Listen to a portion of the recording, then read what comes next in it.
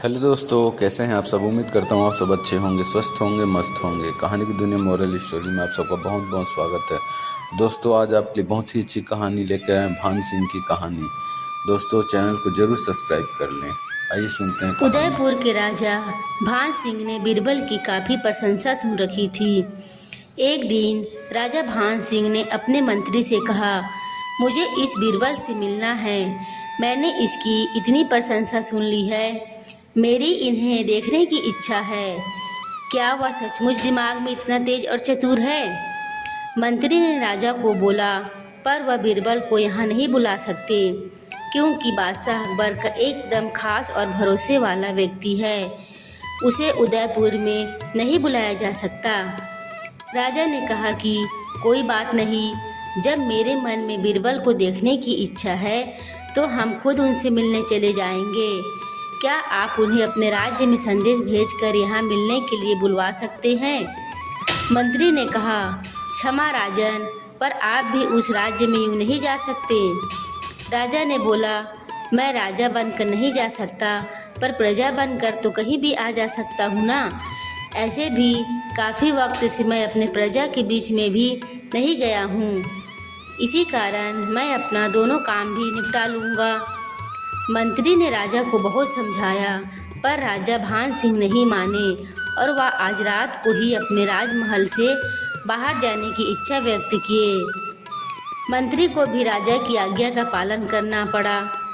राजा ने मंत्री को बोला, वह अपने महल से बाहर जा रहे हैं, यह बात किसी को भी मालूम न चले, और राज्य की जिम्मेदारी मंत्री पर छोड़कर राजा अपने महल से बाहर चले गए। मंत्री ने महल के पीछे एक घोड़ा खड़ा कर रखा था। राजा एक साधारण व्यापारी का भेष बदलकर उस घोड़े पर बैठ रात्रि में ही अकेले ही वहां से निकल गए। रात भर सफ़र तय करने के बाद सुबह उनकी नज़र रास्ते में गिरे एक व्यक्ति पर पड़ी। उसे काफ़ी चोट लगी हुई थी। राजा भान सिंह अपने घोड़े से नीचे उतरकर उस व्यक्ति को उठाया और पूछा, वह कौन है और उसे कहाँ जाना है। उस व्यक्ति ने बताया कि वह एक व्यापारी है और रात में कुछ बदमाशों ने उसे रास्ते में रोककर उसका घोड़ा और सारे पैसे लूट लिया है। उसे मारा भी, उसके बाद उसे वहीं छोड़कर चले गए। राजा भान सिंह ने उससे कहा, मैं तो यहीं बाजार में आया हूँ, मैं तुम्हें बाजार तक ले जा सकता हूँ, क्योंकि मुझे तो बादशाह अकबर के दरबार जाना है।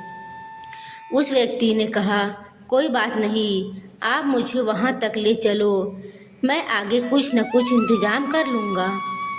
राजा भान सिंह ने उस राहगीर को अपने साथ घोड़े पर बैठा लिया और बाजार के रास्ते चल दिए। जैसे ही बाजार आया तो राजा भान सिंह ने उस राहगीर को घोड़े से नीचे उतरने को बोला, तो वह घोड़े से नीचे उतरने से मना कर दिया।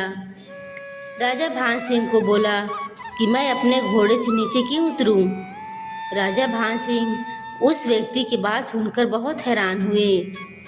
राजा ने उस व्यक्ति से पहले तो अनुरोध किया, उसके बाद नाराज हो गए और बोले, आज के बाद वह किसी भी व्यक्ति पर कभी भी विश्वास नहीं करेंगे। दोनों के बीच काफ़ी बहस होने लगी। उसके बाद उन दोनों की बातें बाजार के लोग सुनने लगे तो धीरे धीरे भीड़ इकट्ठा हो गई। उन दोनों में से कोई भी उस घोड़े को छोड़ने के लिए तैयार नहीं हुआ। कुछ देर के बाद वहाँ राजा के कुछ सिपाही आए और दोनों को घोड़े के साथ बादशाह अकबर के दरबार में ले गए। वहाँ दरबार में उस वक्त बीरबल भी उपस्थित थे। सिपाहियों ने उस दोनों की बातें बताई कि वह किस प्रकार बाजार में एक दूसरे से बहस कर रहे थे। सिपाहियों की बात सुनने के बाद बादशाह अकबर ने बीरबल की ओर देखा। बीरबल ने सिपाही को घोड़े को अस्तबल में ले जाने को कहा। उसके बाद एक एक कर बीरबल विस्तार से दोनों की बातें सुनने लगे। जब उन दोनों की बातें खत्म हो गई तो बादशाह अकबर ने बीरबल से पूछा, बताओ बीरबल, घोड़ा इन दोनों में से किसका है? बीरबल ने मुस्कुराते हुए बादशाह अकबर को कहा, महाराज, ये बताने का नहीं, बल्कि आपको मेरे साथ चलकर खुद देखना चाहिए। उसके बाद बीरबल उन दोनों को लेकर अस्तबल चले गए। उनके साथ बादशाह अकबर भी थे। अस्तबल पहुंचने के बाद बीरबल ने उन दोनों को कहा कि आप अंदर जाओ और अपना घोड़ा खोलकर ले आओ। राहगीर बड़ी दुविधा में था, पर राजा भान सिंह बीरबल की समझदारी को भांप चुके थे। राहगीर ने तुरंत बोला, पहले मैं जाऊंगा। अपना घोड़ा लेने बादशाह अकबर ने उसे अनुमति दे दी। राहगीर अस्तबल के अंदर जान के देखा तो वहाँ हजारों घोड़े बंधे हुए थे। वह गया और थोड़ी देर बाद खाली हाथ वापस आ गया। जब बीरबल ने पूछा कि आप बिना घोड़े के वापस क्यों आ गए, तो उसने जवाब दिया, मैं इतने सारे घोड़े में अपना घोड़ा नहीं ढूंढ पाया। वहाँ उपस्थित सभी लोग उसकी बात सुनकर हंस पड़े। उसके बाद राजा भान सिंह की बारी आई। राजा भान सिंह अस्तबल के अंदर गए और अपना घोड़ा लेकर तुरंत वापस आ गए। उसके बाद बीरबल ने उस राहगीर को सिपाहियों द्वारा गिरफ्तार करवा दिया और उससे बोला कि तुम झूठे हो। अपना सामान या अपना कोई भी जीव जंतु कितने भी भीड़ में हो, उसे हम आसानी से पहचान लेते हैं। राजा भान सिंह ने रास्ते में तुम्हें गिरा हुआ देखकर तुम्हारी मदद की और तुमने उस एहसान के बदले उसको इतना परेशान किया। उसकी सज़ा तो तुम्हें ज़रूर मिलनी चाहिए। राजा भान सिंह अपना नाम बीरबल से सुनकर चौंक गए और उन्होंने बीरबल से पूछा कि तुम्हें मेरे बारे में कैसे मालूम चला। तो बीरबल ने उन्हें उत्तर दिया, मैं आपके शाही घोड़े की वजह से पहले ही जान चुका था कि आप कोई साधारण व्यापारी नहीं हैं। आपके बारे में पता लगाने में मुझे थोड़ा वक्त लग गया, उसके लिए मैं आपसे क्षमा मांगता हूँ।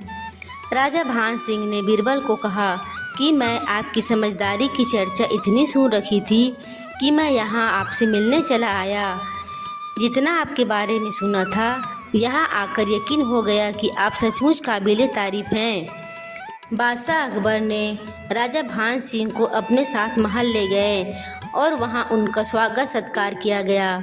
उसके बाद राजा भान सिंह अपने राज्य के लिए वहाँ से प्रस्थान कर लिए। इस कहानी से हमें यह शिक्षा मिलती है कि जल्दी किसी पर भरोसा नहीं करना चाहिए, नहीं तो आप भी मुसीबत में आ सकते हैं।